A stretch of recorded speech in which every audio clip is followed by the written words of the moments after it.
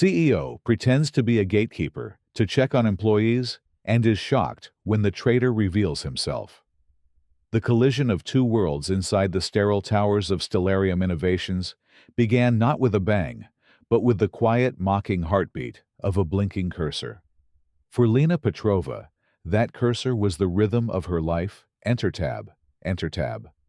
As a data entry clerk, she was a ghost in the machine, one of hundreds whose true value was never listed on a payroll, ensuring the tech giant's global operations ran with bloodless efficiency.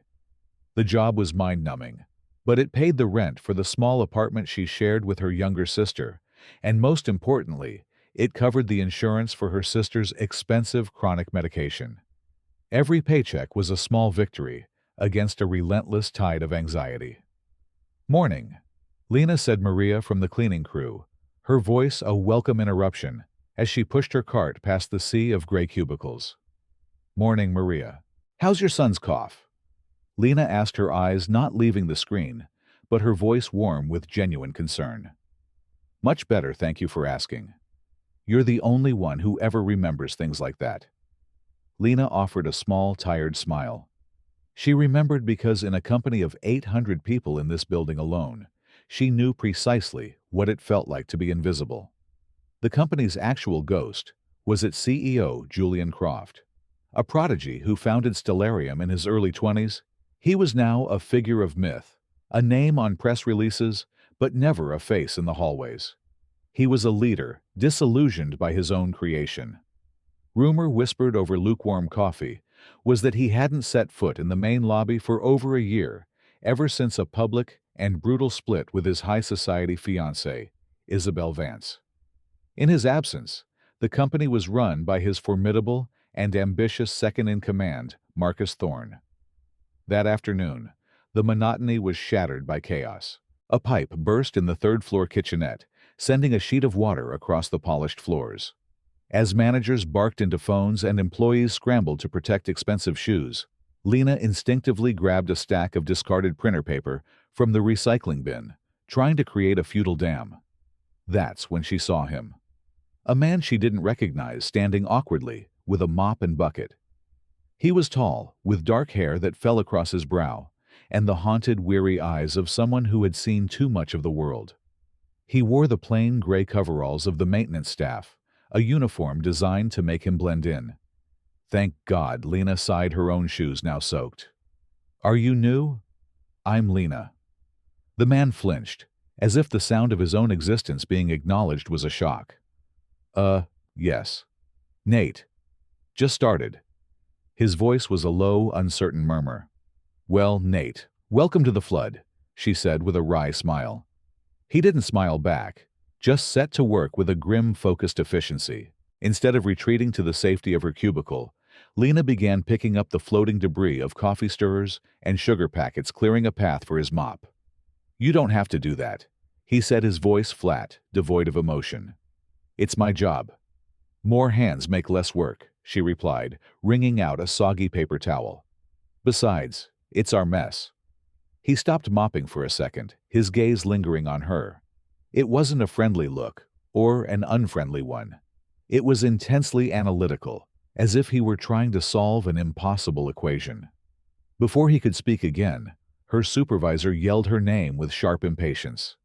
Lena scurried back to her desk, leaving the strange new janitor alone in the hallway, a quiet man at the center of a spreading pool of water.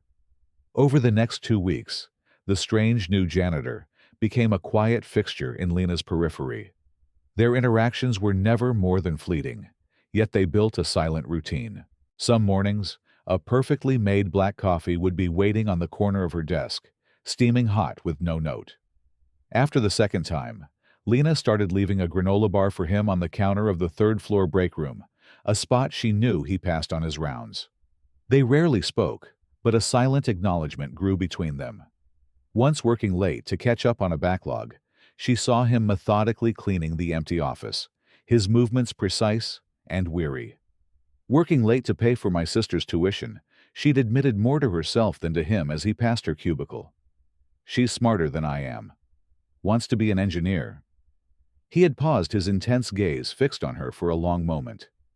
He didn't offer platitudes or sympathy, which Lena was grateful for.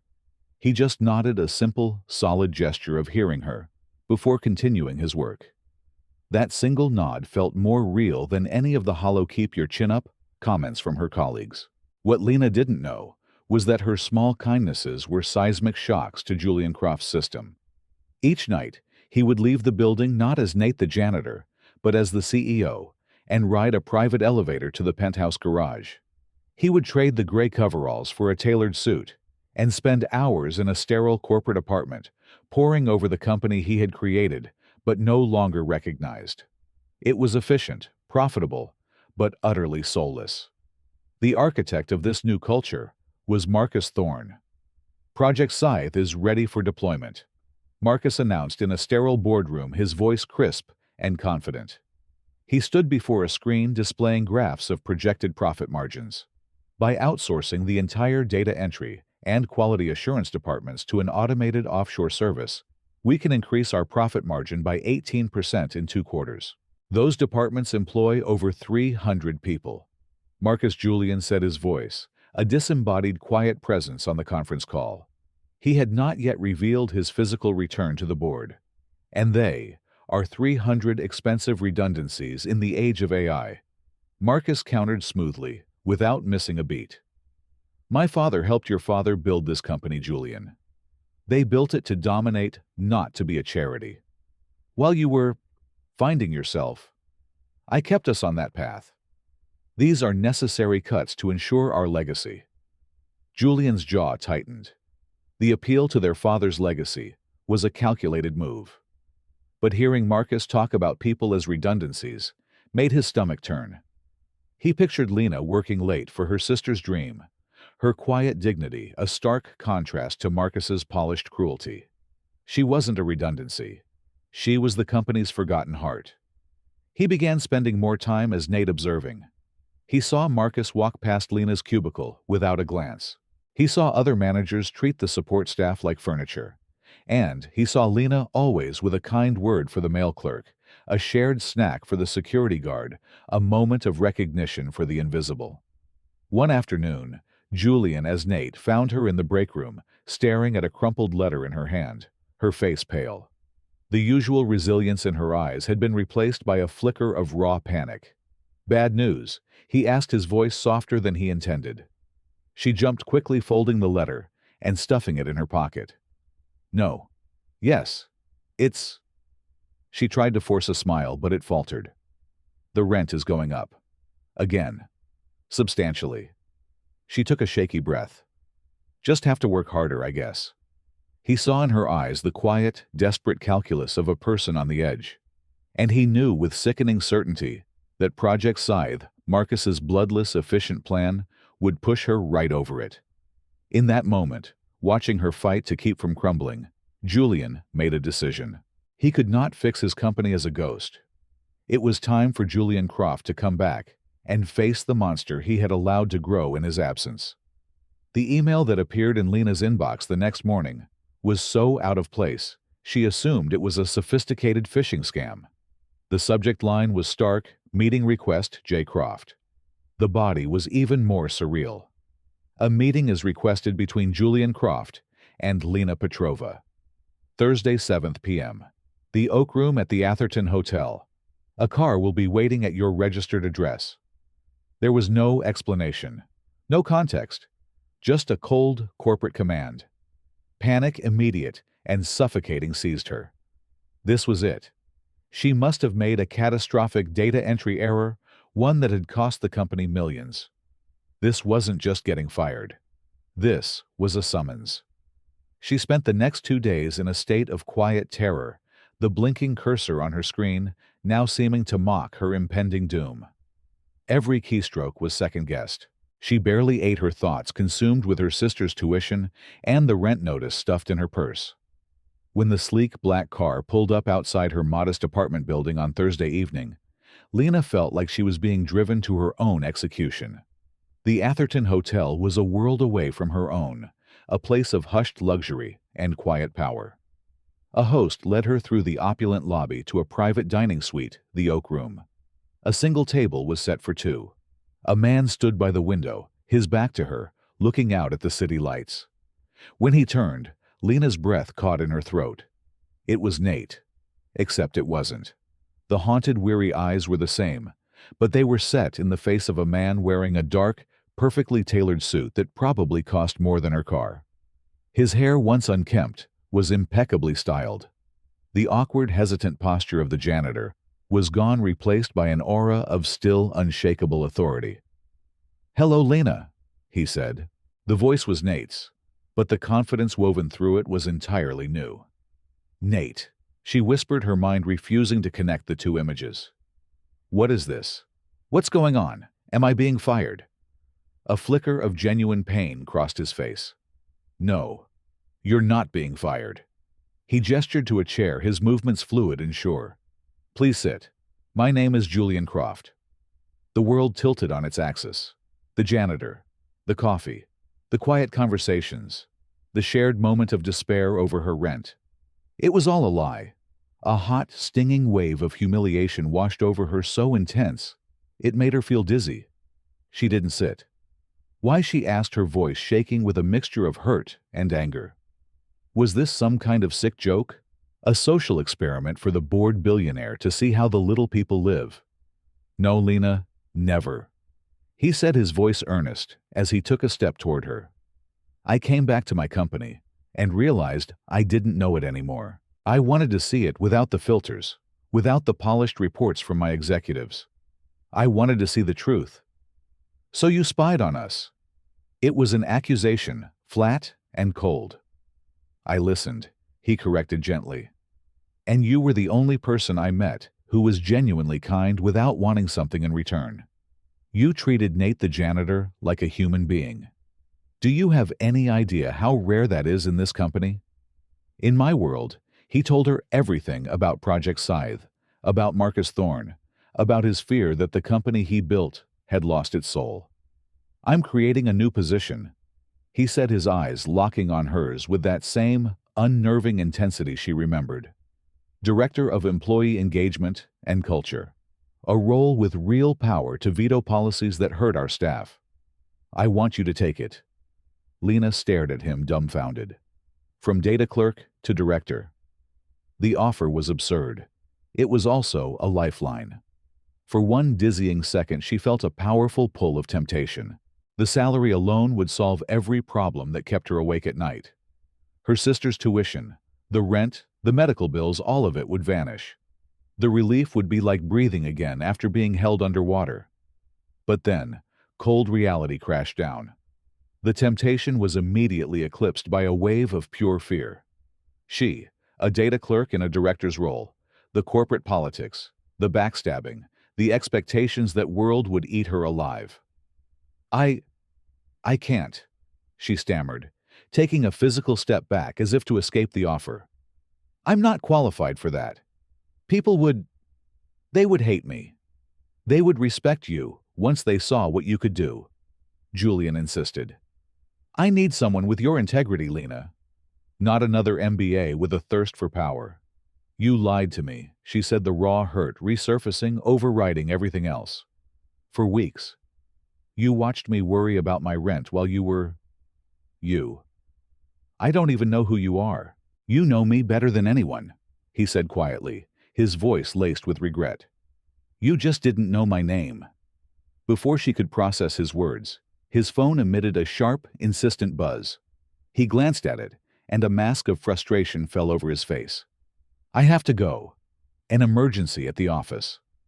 He looked at her, his expression a mixture of hope and desperation.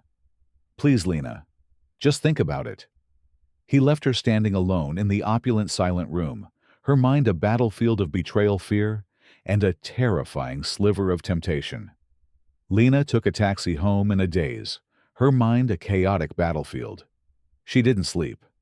The next morning, she walked into the office of Stellarium Innovations and found it transformed.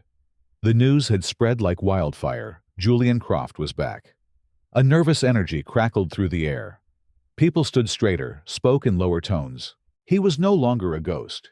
He was a king who had returned to his court, and no one knew if he was there to reward or to punish.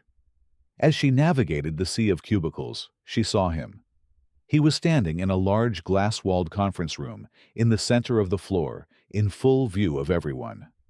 Facing him was the handsome, impeccably dressed Marcus Thorne. Even through the soundproof glass, the tension was palpable. Julian looked calm, but Marcus was speaking with a sharp, cutting precision, his smile like a razor. Later, Lena would learn what was said. Julian had tried to kill Project Scythe. Marcus had pushed back hard. A new director of culture. "And you're considering the data clerk from the third floor?" Marcus had sneered, his voice low and venomous. "Are you insane? Your little sabbatical has clearly made you soft. The board is already concerned about your erratic behavior." He had leaned in, delivering the final surgical blow. "They remember what happened with Isabel, how you fell apart and disappeared for a year. They see you making emotional, reckless decisions for another woman, and frankly, Julian, they get nervous. It's a pattern." Lena knew none of this at the time. All she knew was that an hour later, a memo appeared in every inbox in her department. It announced a preliminary departmental efficiency review, a corporate euphemism for layoffs. The review was to begin immediately, and the first department under scrutiny was data entry. It was a clear, targeted threat. It was Marcus's answer to Julian's return. The other clerks, who had been whispering excitedly about her mysterious meeting with the CEO, now fell silent when she approached. Their curiosity had been replaced by something colder: fear and a heavy dose of resentment. She was the reason they were all in the crosshairs. She was a pariah. That evening, as Lena was packing her bag, her hands trembling with a mixture of anger and dread, Julian found her by her cubicle. The rest of the floor was mostly empty. "I saw the memo," he said, his voice tight with a controlled fury. "This is him trying to intimidate me through you. This is my fight, Lena, not yours. I can protect you. Take the job offer."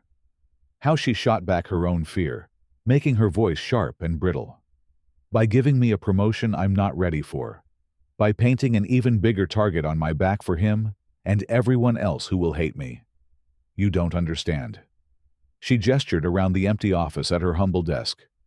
"This job, this is all I have. He knows I have a sister to support Julian. He knows I can't afford to be brave." Just as the words left her mouth, a sleek, dark car purred to a stop at the curb outside the building's glass entrance. A woman emerged, a vision of effortless elegance. She was tall and slender, with blonde hair that cascaded over the shoulders of a cashmere coat. Even from a distance, her beauty was breathtaking. Isabel Vance. She walked directly toward the building's entrance, her eyes scanning the lobby, immediately locking on Julian. A small, knowing smile touched her lips. "Julian," she called out as she entered, her voice as smooth and rich as silk. "I heard you were back. We really need to talk." Her gaze then flickered to Lena, who stood beside him. It was a glance that lasted no more than a second, but it was filled with a universe of cool assessment and instant dismissal. It was a look that said, "And what is this?" Julian looked from Isabel's poised, confident face to Lena's pale, stricken one. He was caught, a man torn between the polished, complicated world of his past and the raw, vulnerable reality of his present. And in that single frozen moment, Lena saw the chasm between their lives vast and unbridgeable. He belonged to a world of people like Isabel and Marcus. She belonged to a world of rent increases and departmental reviews. "Go," Lena said quietly, her voice barely a whisper. She turned away from him, from them, unable to watch them greet each other. "You should talk to her." She walked quickly toward the exit, the weight of Marcus's threat and the sting of her own glaring insignificance, a crushing burden on her shoulders. Lena didn't go home. She walked for hours, the city lights blurring through her unshed tears. Quitting was the smart choice, the safe choice. She could disappear, find another data entry job, and protect her sister from the fallout of a war that wasn't hers. The image of Isabel Vance, so perfectly at home in Julian's world, was a painful reminder that Lena was, and always would be, an outsider. By the time she let herself into her apartment late that night, She had almost convinced herself to type her resignation letter in the morning. The next day, the office air was thick with a toxic, silent panic. The efficiency review had begun. Lena saw Rosa from the cubicle across from hers, a single mother of two, staring at a framed photo of her children on her desk, her shoulders shaking with quiet, desperate sobs. And in that moment, something inside Lena shifted. Her fear for herself was paralyzing, but the sight of Rosa's despair ignited a spark of cold, hard anger. This wasn't just about her anymore. It was about Rosa and Maria and Leo and the hundreds of other invisible people Marcus Thorne considered acceptable losses. She wouldn't run. She wouldn't be used as a pawn to scare people like this. She wasn't a director with power, but she was the office hub. She knew the people the executives never saw. She spent her lunch break, not in the cafeteria, but in the building's cavernous basement. "Leo," she said, finding the head of night security, finishing his shift paperwork. "Can I ask you something? It's probably nothing." Leo, a kind man in his late 50s, whose wife she always asked after, looked up. "For you, Lena. Anything. You're the one who remembered my anniversary when my own kids forgot. Have you seen Marcus Thorne staying late recently? Maybe meeting with anyone?" she asked, trying to sound casual. Leo's friendly face hardened slightly. "Funny you should ask. He's been here late almost every Tuesday and Thursday, meeting with suits from Omnicorp, our biggest competitor." He leaned closer. "He always uses conference room 4C. It's the only one on that floor with no security camera in the hallway." I thought it was strange. Lena's heart began to pound a steady, heavy rhythm. The next person she found was Maya, a friend from the IT help desk, hiding in a forgotten alcove with a coffee. "Maya, this is going to sound crazy, and you can tell me to get lost." Lena began, her voice low. "Is there a way to know what files were accessed from conference room 4C on Tuesday and Thursday nights?" Maya's eyes widened over her coffee cup. "Whoa, Lena, that's way above my pay grade. Looking at executive data logs without a ticket is a fireable offense. A go directly to jail kind of thing." She saw the desperate plea in Lena's eyes and sighed. "Marcus Thorne, right. I can't stand that guy. He treats us like we're the gum on his shoe." She paused, making a decision. "Look, I can't check the files. But hypothetically, if I were running a routine diagnostic on the network switches for that floor, I might notice unusually large encrypted data packets being uploaded to an external IP address on those nights. And if I were to hypothetically trace that IP address, it might just lead to a server registered to Omnicorp's primary data center." It was more than enough. Marcus wasn't just cutting jobs. He was selling the company out. The final piece of the puzzle came from Maria the cleaner, as they crossed paths by the elevators. Lena simply asked if she'd noticed anything odd on the executive floor. "It is strange," Maria said, lowering her voice. "This morning, Mr. Thorne's office on the big whiteboard. There was a drawing like a new company chart. He erased it fast when he saw me, but I saw the name at the top. It was his name, Marcus Thorne. And next to it, the Omnicorp logo." That evening, Lena sat on the floor of her small apartment, a cup of cold tea forgotten beside her. She had Leo's handwritten statement of what he'd seen. She had a piece of paper with an IP address and a timestamp which Maya had discreetly left on her desk. She had Maria's description of the whiteboard. It wasn't a smoking gun. It was a constellation of evidence, a trail of breadcrumbs leading directly to treason. She was terrified. One wrong move, and she would lose everything. But for the first time in a long time, she wasn't just a cog in the machine. She was a woman holding a lever, and she was ready to pull it. With the evidence compiled in a plain brown envelope that felt heavier than a brick, Lena knew she couldn't just leave it on Julian's desk. It had to be delivered at the point of impact.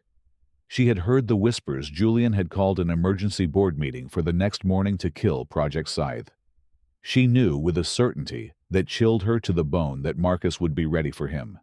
That boardroom was her destination. The next morning, she walked past security with a nod, her heart hammering against her ribs. She took the elevator to the 40th floor, The executive level, a place she had never been. She could feel the stares of assistants as she stood waiting outside the imposing oak doors of the boardroom. Inside, Julian was losing. Marcus had masterfully turned Julian's own meeting against him. His leadership is compromised. Marcus argued, his voice ringing with a false deep concern that the board was drinking in. His judgment is clouded by personal attachments. He wants to halt a vital board-approved strategic plan. And for what? To create a high-level, high-paying position for an unqualified data clerk he has taken a personal interest in.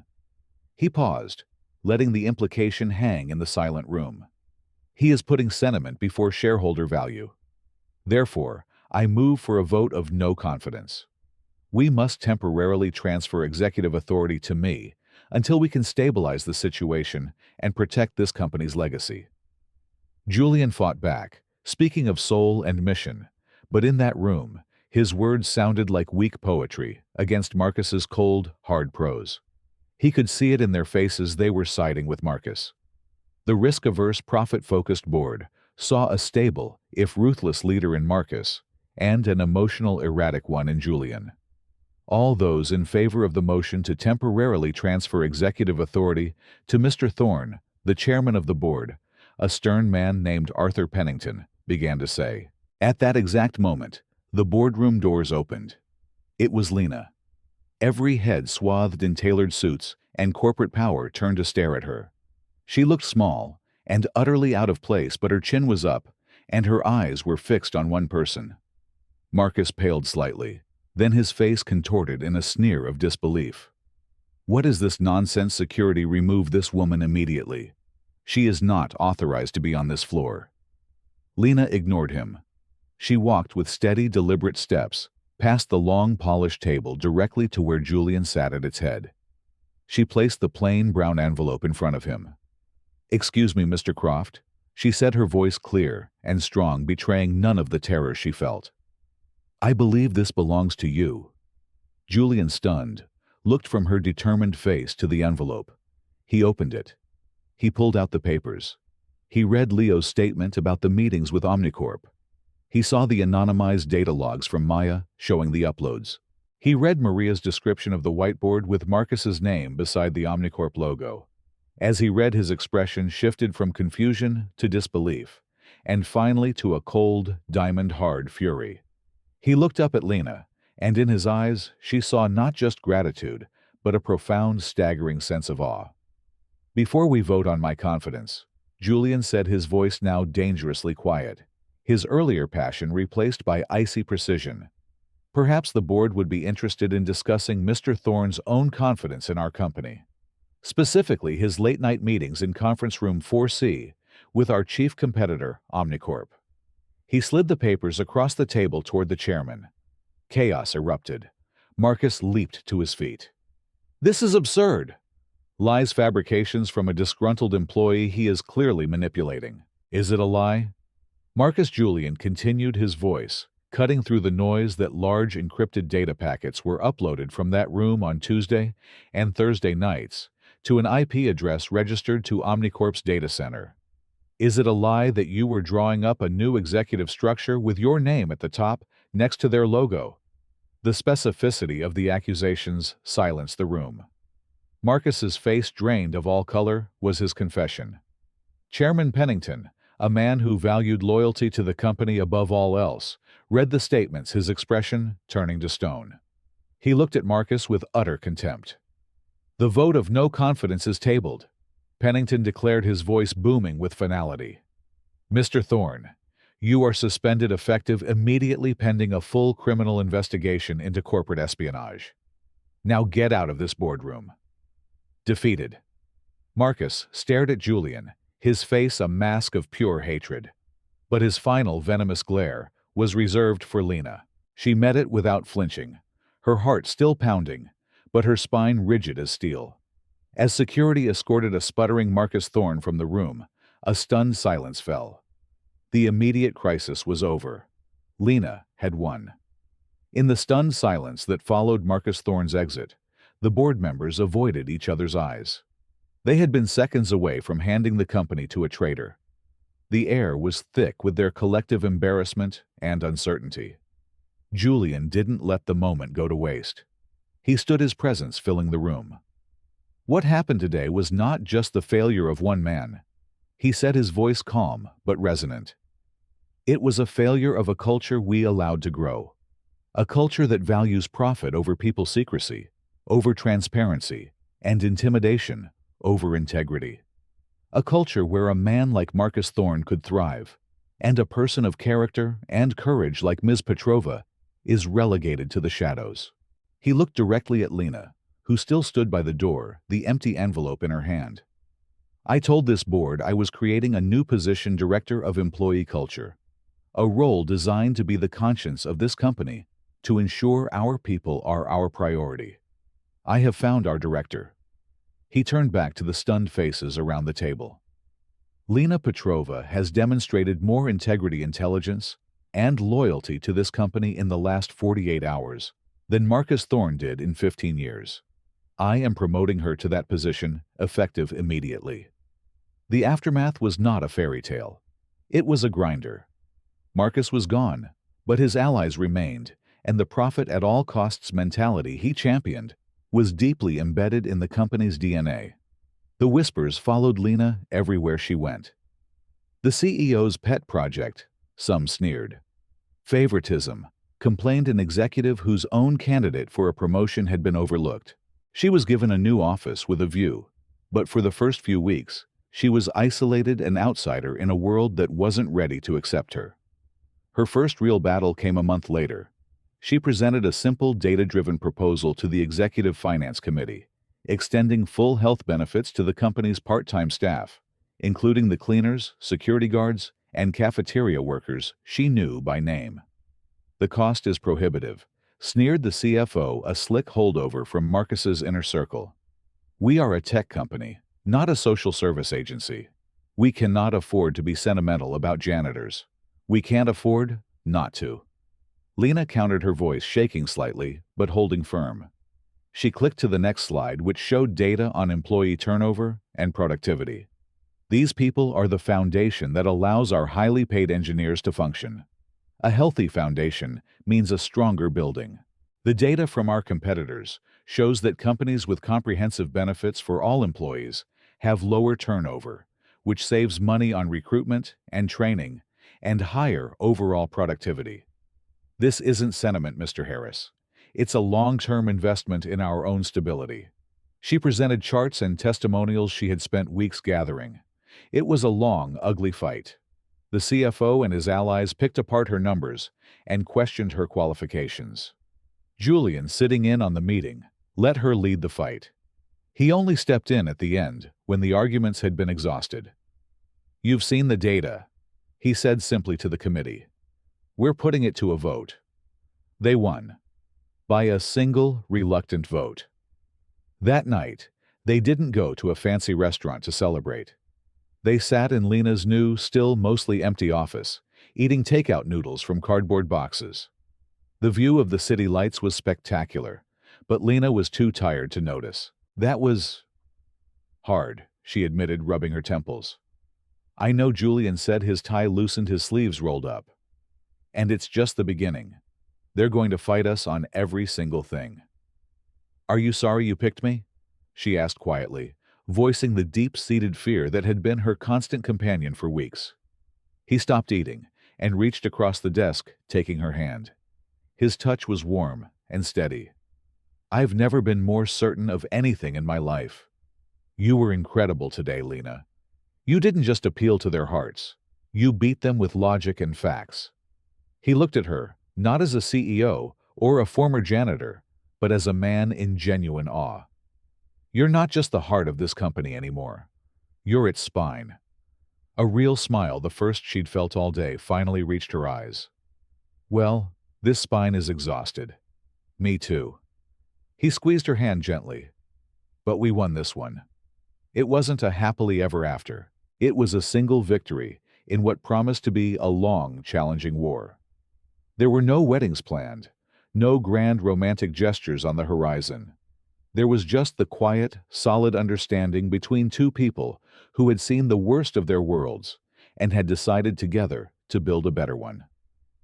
They looked at each other over the debris of their simple dinner, the city lights twinkling outside. It wasn't a perfect ending. It was a real beginning. And for the first time, that felt like more than enough.